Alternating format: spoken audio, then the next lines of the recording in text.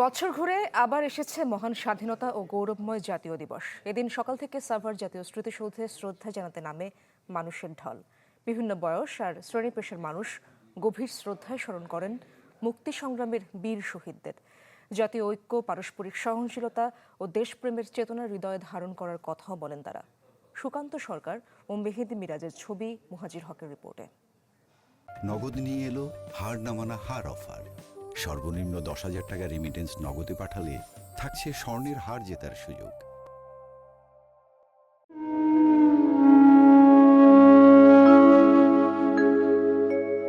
দাম দিয়ে কিনেছি বাংলা,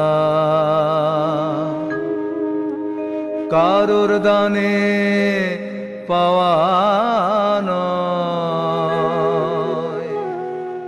ইতিহাসের বর্বরতম গণহত্যা প্রতিরোধ করে জাতি যেদিন সশস্ত্র সংগ্রামের শপথ নিয়েছিল, বছর ঘুরে আবার ফিরে এসেছে সেই মহান গৌরবময় দিন।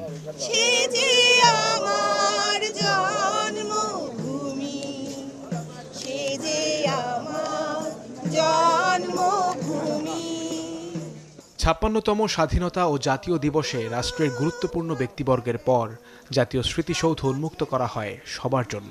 জাতির মুক্তি সংগ্রামের বীর শহীদদের স্মরণে সময়ের সাথে সাথে ভরে ওঠে স্মৃতির মিনার। কচিকাঁচা থেকে শুরু করে যুবা প্রবীণ নারী পুরুষের স্বতঃস্ফূর্ত উপস্থিতি জাতীয় স্মৃতিসৌধকে দেয় ভিন্ন চেহারা। স্বাধীনতা দিবস নিয়ে আমার প্রত্যাশা যে আমরা একটা সুন্দর বাংলাদেশ চাই, আমরা সুন্দরভাবে বাঁচতে চাই। আজকের দিনে আমাদের পেছনে তাকানোর সময় নেই। আমাদের যেটা দরকার একত্রিত দেশকে গড়া এবং দেশকে ভালোবাসা। এই মুহূর্তে আমাদের এই দেশের সমৃদ্ধি, আমাদের প্রাপ্তিকে ধরে রাখতে হলে অবশ্যই আমাদের যে ঘাটতির জায়গাগুলো আছে, আমাদের যে জায়গাগুলোতে আমাদের দুর্বলতা আছে, সেগুলো কাটিয়ে উঠতে হবে। এ জাতির দুর্ভাগ্য, শাসন ক্ষমতায় যে যখন আসে বদলায় মুক্তিযুদ্ধ, এর ইতিহাস বদলে যায় অর্জনের দাবিদার। তরুণ প্রজন্ম চায় এই প্রবণতা থেকে বেরিয়ে আসুক জাতি, হোক মুক্তিযুদ্ধের গৌরবময় ইতিহাসের নির্মোহ চর্চা।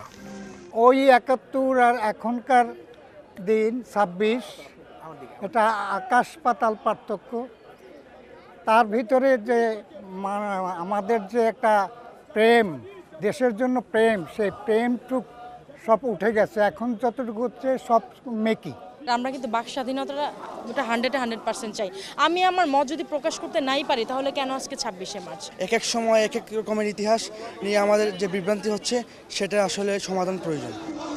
মানুষের প্রত্যাশা আর প্রাপ্তির হিসাব হয়তো কিছুটা ধূসর।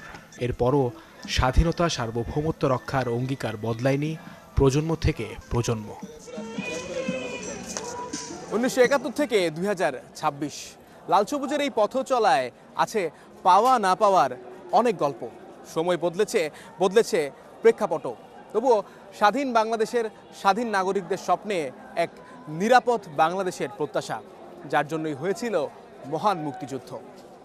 মুহাজির হক, চ্যানেল 24, সাভার, ঢাকা।